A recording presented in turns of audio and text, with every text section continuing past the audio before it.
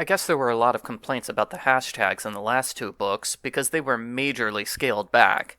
Now there are 3 hashtags, not over 20.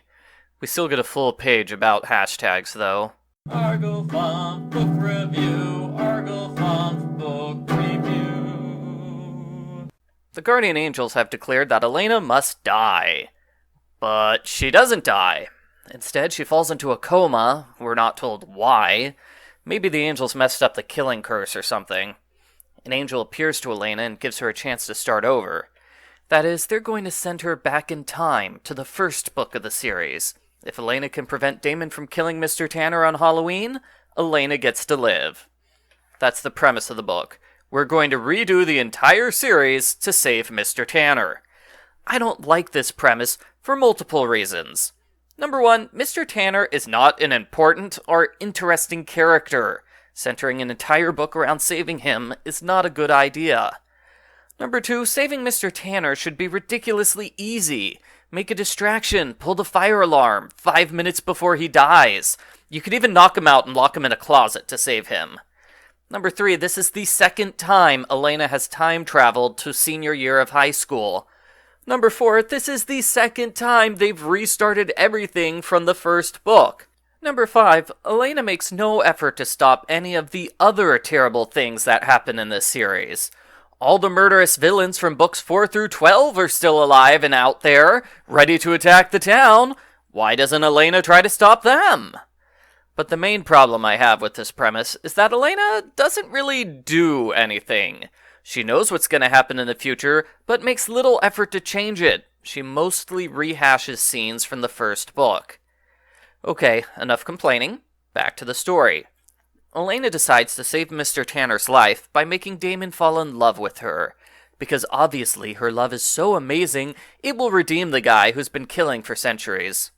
So Elena ignores Stefan at school, even though it breaks her heart.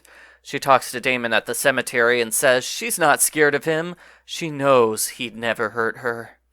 Elena happily agrees to let Carolyn take her place as queen of the school.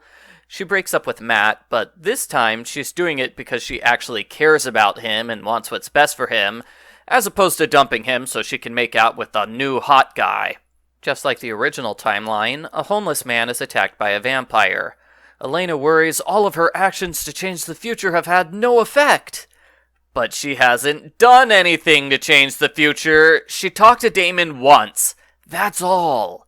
She decides to talk to Damon a second time, only she has no idea where Damon is, so she just wanders the woods randomly, hoping to find him. She accidentally meets Stefan, and she can't stop herself from wanting to be with him.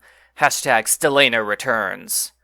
Damon visits Elena one night. He is intrigued by the fact that a stranger knows so much about him. Yeah, it was kind of cool to see Elena play the role of mysterious woman who knows all this vampire secrets. It'd be even cooler if she did it on purpose, and not as a cover for her time travel slip-ups. Elena remembers that Tyler and Dick get drunk and do terrible things on Homecoming, which results in Vicky's public humiliation in Book 2.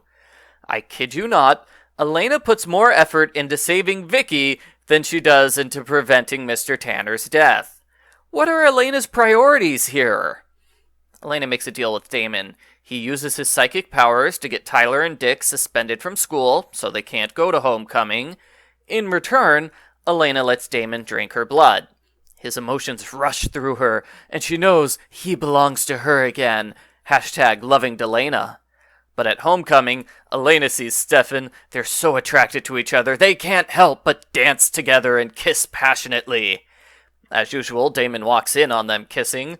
Damon is so furious, he goes into major villain mode. He sets the school on fire in an attempt to kill Stefan.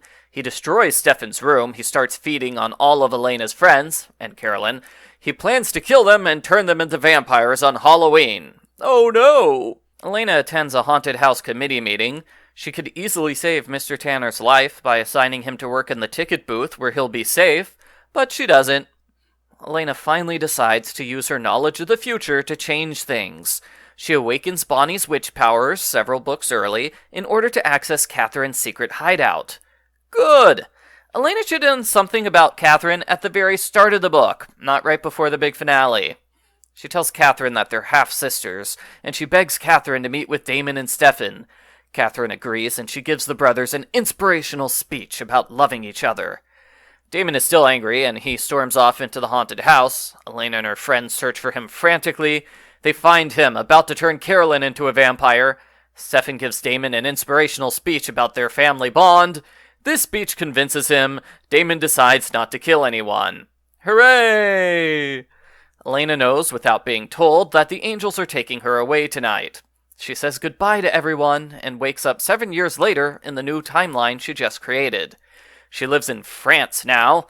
Luckily, the angels cover for her by giving her a complete knowledge of the French language. That's certainly easier than studying. Elena makes a brief trip back home for Bonnie's wedding. Bonnie's marrying Xander again. Don't ask how the two of them met in this timeline, because we won't find out. Matt won the Super Bowl because he's actually a successful person when Elena isn't holding him back. Meredith recently met Alaric and started dating him, and while that's good for her, I am minorly annoyed, that's all. Meredith has no idea she's got a secret twin brother or that she's part vampire. Elena figures Meredith's better off not knowing this information, and I'm sorry, that's not your call to make, Elena. You should tell Meredith about her twin. Elena cries because she'll never know what happened to her hot vampire boyfriends. But then she sees Damon at the airport. She decides it must be her destiny to be with Damon. #the end. Postbook follow-up. It should be obvious that I dislike this story. It half feels like the author was trying to set the series on fire so there could never ever be another book in this series. It also half feels like the author just wanted to rewrite the first book with Damon as the main love interest, like she's a huge Damon fangirl who wanted to get Stefan out of the way forever. Either way, the book is a mess. Even though changing the future is Elena's main goal, she does nothing about it until the big finale. She should have done that at the very beginning. It's a total waste of time travel. It's also a waste of Elena's rarely seen family members. Her sister and aunt should have played more of a role. Book 10 revealed that Aunt Judith isn't actually related to Elena. I kept waiting for that to come up, but no, it doesn't. I'm glad Elena's related to Catherine finally came up, even if it was over 100 pages later than I expected. Damon and Stefan are both way too accepting of the fact that Elena knows they're vampires. They're both like, "Hi, girl I've never met before. You already know my name, my biggest secret, and my entire life history? Cool. I'm not going to ask how. They should have been way more curious as to how Elena knows so much about them. Imagine how different the book would be if Elena told them she's from the future." We don't learn what happened to Carolyn. I hope she finally got to attend college instead of dropping out because she's pregnant with Tyler's werewolf twins, like in the last two timelines. Unlike the other books, this one doesn't mince words when it comes to Tyler's crimes. I myself can't talk about the type of assault Tyler committed without the risk of being flagged for inappropriate content here on YouTube. I'm glad that Tyler's crimes get directly addressed in this book instead of being ignored or just stepped around. Overall, this is a terrible end to the series. They should have stopped at book 12, which was way, way better. I give Vampire Diaries number 13, Unmasked, a 1 out of 10.